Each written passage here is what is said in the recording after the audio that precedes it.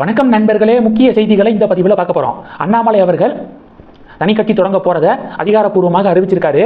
முதல்ல ஒரு இயக்கமாக தொடங்கி வாலண்டியர்ஸை பில்ட் பண்ணி அடுத்து ஒரு கட்சியாக அதை ஃபார்ம் பண்ண இருக்காரு. 24 நிமிடங்கள் இன்னைக்கு பேசியிருக்காரு.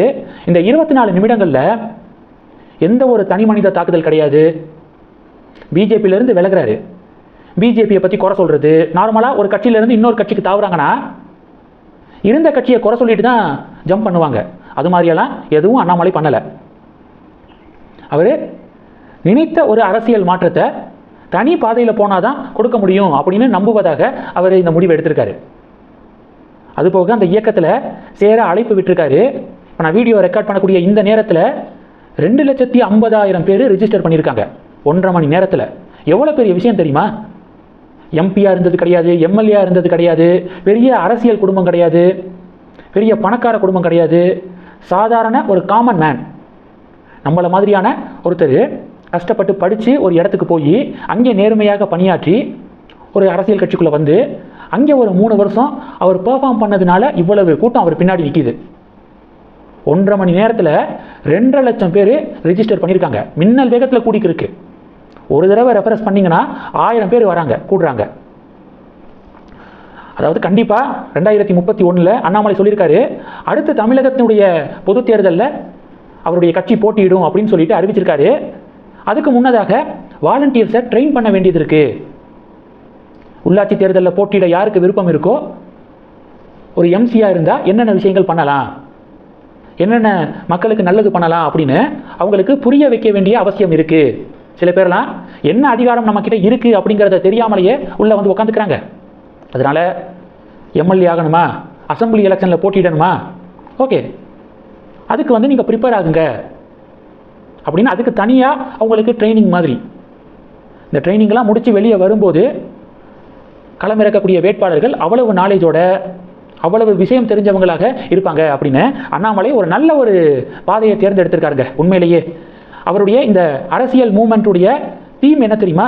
மாறுவோம், மாற்றுவோம். முதல்ல நாம் மாறுவோம், அடுத்து இந்த சொசைட்டியை மாற்றுவோம் அப்படிங்கிறதான் தீமு.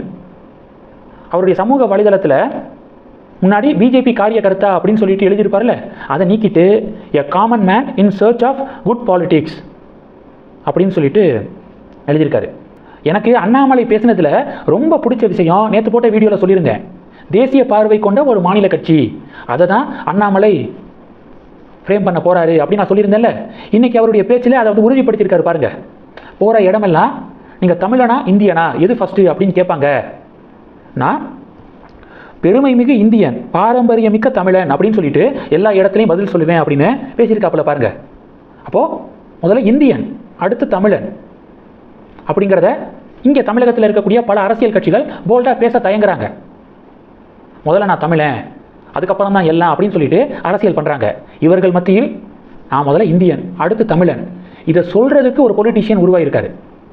எத்தனை வருடங்கள் ஆயிருக்கு பாருங்கள் இப்படிப்பட்ட ஒரு அரசியல்வாதி தமிழகத்தில் உருவாகிறதுக்கு. அதனால் அவருக்கு மிகப்பெரிய ஒரு ஆதரவு கிரவுண்ட் லெவலில் இருக்குது. அது இன்றைக்கி இந்த ரிஜிஸ்டர் பண்ணக்கூடிய எண்ணிக்கையை பார்க்கும்போதே அப்பட்டமாக தெரியுது. எல்லாம் வாயை பொழந்துட்டு உட்காந்துருக்காங்க. இவ்வளவு ஆதரவா ஒரு காமன் மேனுக்கு அப்படின்னு சொல்லிட்டு எல்லாம் வாயை பொழந்துட்டு, ஆளுங்கட்சி பார்த்தீங்கன்னா 2031 என்ன ஆக போதோ, நம்ம மறுபடியும் ஆளுங்கட்சியாக வர முடியுமா அப்படின்னு பேனிக் மோடுக்கு போயிட்டாங்க. எதிர்கட்சி 2031 போட்டிக்குள்ளே நம்ம வர முடியுமா அப்படின்னு அவங்களுக்கு ஒரு பதட்டம். அண்ணாமலை அவர்களுடைய இயக்கத்தில் நான் சேர்ந்துட்டேன், நீங்கள் இன்னும் சேரலைன்னா உடனே போய் சேர்ந்துருங்க. WeTheLeaders.org அப்படிங்கிற லிங்க் கொடுத்துருக்காங்க. எல்லா சோசியல் மீடியா பிளாட்ஃபார்ம்லையும் இருக்குது. அதை தேடி கண்டுபிடிச்சி உடனே போய் ஜாயின் பண்ணிடுங்க. தொடர்ந்து கனெக்டில் இருங்க. அடுத்தடுத்து நிறையா பதிவுகளை பார்க்க போகிறோம். நன்றி.